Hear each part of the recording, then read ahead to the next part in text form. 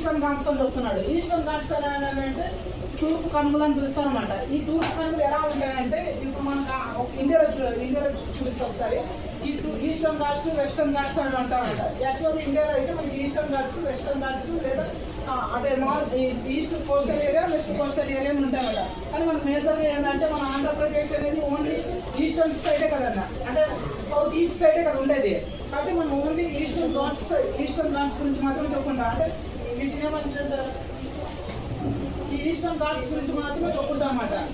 ఇవి ఎక్కడున్నాయంటే వీటి చూద్దిగా మన ఆంధ్రప్రదేశ్ అని చెప్పుకున్నాం కదా, తూర్పు కనుమలని పిలుస్తాం అన్నమాట. అంటే ఇది ప్రాంతం అంతా అంటే మామూలుగా అయితే ఇండియాలో చూసుకుంటే ఇక్కడి నుంచి మొదలవుతుంది ఈస్టర్న్ ఘాట్స్. ఇక్కడ కన్యాకుమారి ఉంటుంది, కన్యాకుమారి నుంచి ఇక్కడ వెస్ట్ బెంగాల్ వరకు ఈ ప్రాంతాన్ని అంతా ఏమని పిలుచుకుంటాము అంటే ఈస్టర్న్ ఘాట్స్ అని పిలుచుకుంటాము. తర్వాత మన కోస్టల్ ఏరియాలో కూడా అంతే, ఇదంతా కోస్టల్ ఏరియా అనమాట. తర్వాత వెస్ట్ సైడ్ వచ్చి అంటే వెస్టర్న్ ఘాట్స్ అని పిలుస్తామంట. మనకి వెస్టర్న్ ఘాట్స్ మనకి ఎందుకు లేవంటే మన ఆంధ్రప్రదేశ్ వచ్చేసి భారతదేశానికి ఈస్ట్ సైడ్ కదా ఉండేది, సౌత్ ఈస్ట్ సైడ్. కాబట్టి సౌత్ ఈస్ట్ కదా మన ఆంధ్రప్రదేశ్ ఉండేది, అందుకే మనం సౌత్ ఈస్ట్ గురించి మాత్రమే చెప్పుకుంటాం అన్నమాట.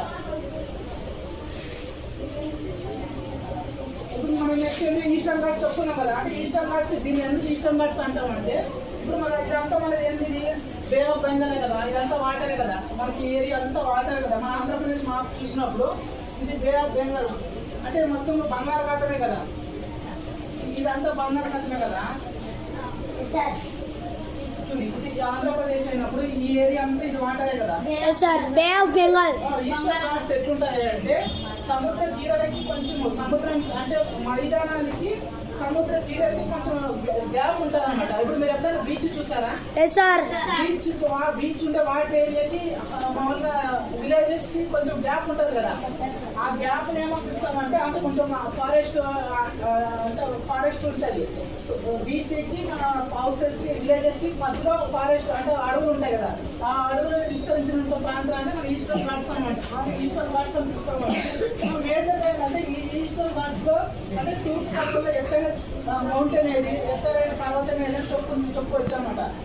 మన ఆంధ్రప్రదేశ్ లో ఈస్టర్న్ ఘాట్స్ మన ఆంధ్రప్రదేశ్ లో ఎత్తైన మౌంటైన్ ఏరియా అంటే వైజాగ్ లో ఉంటుంది.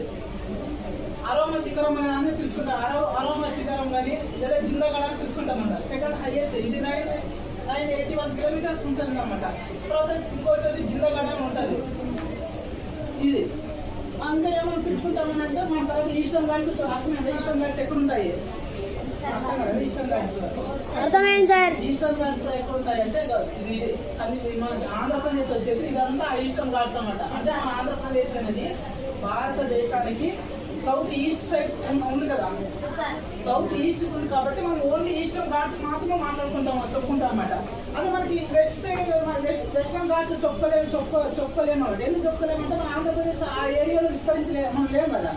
మన ఏరియా మనకి వెస్ట్ సైడ్ ఏముంది, ఇక్కడ తెలంగాణ ఉంటుంది, ఆంధ్రప్రదేశ్ కర్ణాటక ఉంటుంది. అంటే మన స్టేట్ పక్కన స్టేట్స్ ఉన్నాయి. మనకి మన సరిహద్దు అనేది అక్కడ టచ్ అవుతుంది కదా. వెస్టర్న్ ఘాట్స్ లకి అనువు అనమాట.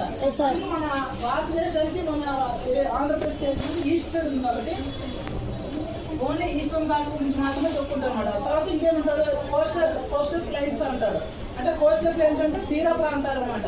మనకి ఆంధ్రప్రదేశ్ లో ఎన్ని జిల్లాలు తీర ప్రాంతాన్ని కలిగి ఉన్నాయి అంటే ఇప్పుడు మనం చెప్పొచ్చా? ఇప్పుడు తీర ప్రాంతాలు అంటే ఇక్కడ చెప్పాను కదా, సముద్రం ఎక్కడి నుంచి ఎక్కడ వరకు ఎండ్ అవుతుందో, ఇక్కడ శ్రీకాకుళంతో మొదలయ్యి ఇక్కడ ఎక్కడ నెల్లూరు వరకు మన సముద్రం వాటర్ టచ్ అవుతుంది అనమాట. మన రాయలసీమ ఏరియాకి లేవన్నమాట. అంటే నేను ఓల్డ్ అంటే ప్రజెంట్ డిస్ట్రిక్ట్స్ ప్రకారం చెప్తుంటే ఓల్డ్ డిస్ట్రిక్ట్ ప్రకారం అయితే 9 డిస్ట్రిక్ట్స్ కోస్టల్ అంటే సముద్ర తీర రేఖను కలిగి ఉన్నటువంటి జిల్లాలు ఎన్ని ఉన్నాయంటే 9 ఉన్నాయి. దీంట్లో వెసల్ ప్రకారం ఏంటంటే 2011 సెన్సస్ ప్రకారం ఇచ్చినారు కాబట్టి మనం ఆ సెన్సస్ ప్రకారమే చెప్పుకుంటామన్నమాట. ఆ కోస్టల్ ప్లైన్స్ అని చెప్పుకున్నాడు కదా, ఈస్టర్న్ కోస్టల్ ప్లైన్స్ అన్నాడు.